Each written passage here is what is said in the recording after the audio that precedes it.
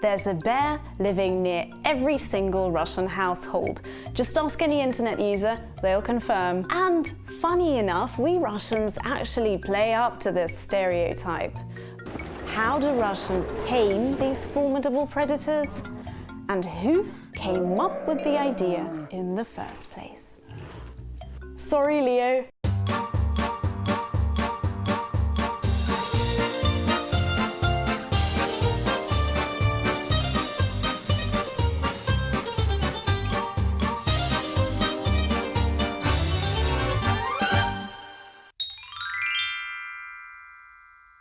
Taming adult bears was always a terrible notion, but people cared for orphaned cubs. Mama bears sometimes abandon their children if they sense humans anywhere near their den.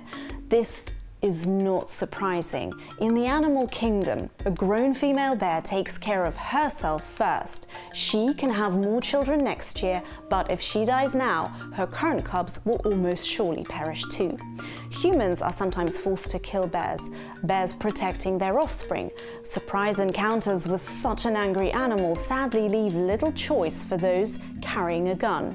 A much less ethical reason to leave cubs motherless is hunting. Some hunt for entertainment, others for money. Bears' paws and gallbladders rake in more cash than their skin even. These are precious ingredients in Oriental medicine. In some cases, poachers smuggle live bears into Asian bile farms.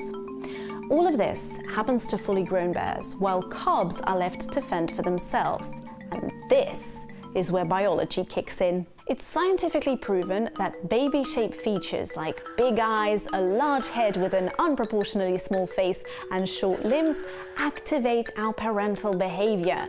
It's hardwired in our brains. We see a cute animal like that that looks like a baby, and boom, we go, oh, we think it's like, look at this teddy bear. He's what, 2 months old, so cute. I must protect him at all costs. And bears are very smart and social animals. If they get used to being fed by people and see that people are not a threat, then there's no way back to Mother Nature for this baby bear. Even if a matured orphan is released into the wild, he will keep coming back to humans for food. For all he knows, they're not a threat and they feed. Something most people would disagree with, and terrified would most probably grab a gun. Am I right, Leo?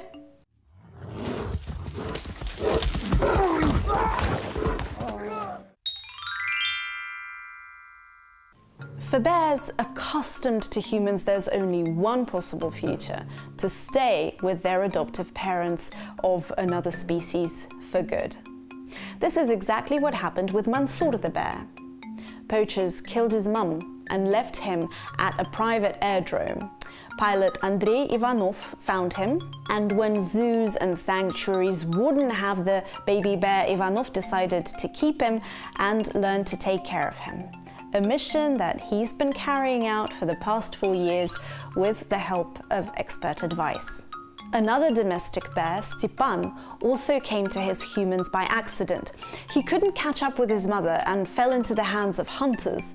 They took the baby out of the woods and went to sell him at a local market. And that's where the Panteleenko couple found him. They're both professional animal trainers, and they took the cub in. Stepan's now 26 years old. He's pursuing a career of a photo model and has become an Instagram influencer. You can say that it's his way of chipping into the family budget, because providing a life for a fully grown bear isn't cheap after all. For orphaned bears that can still live in the wild, there's only one option in Russia. The Bazhetnev Bear Orphanage is located in the Tver region, less than 200 kilometers away from Moscow.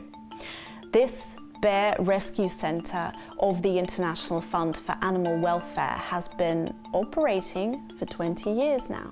It's led by Valentin Bazhetnev, the author of the world's best method of rehabilitation of wild orphan cubs of brown bears. And notice that I said rehabilitation. It's because this center is one of the few places where bears are raised and then released into the wild.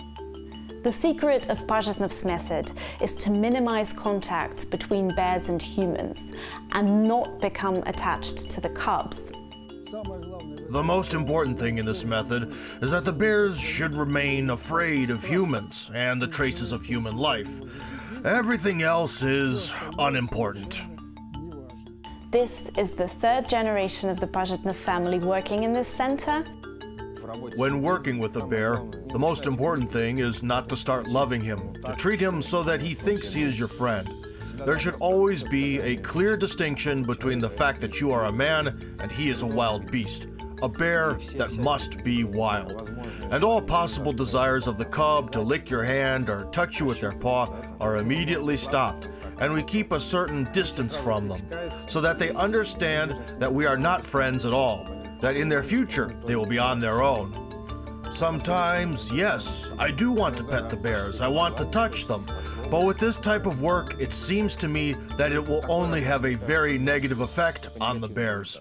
The best place for a bear is the forest and taiga, and not the houses of Russian people who by chance began to take care of these incredible predators.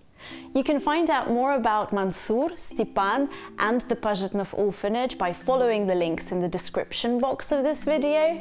How did the brown bear become the symbol of Russia? Why not the polar bear? While we cover these issues for you, let us know what you think in the comments below. Thanks for watching.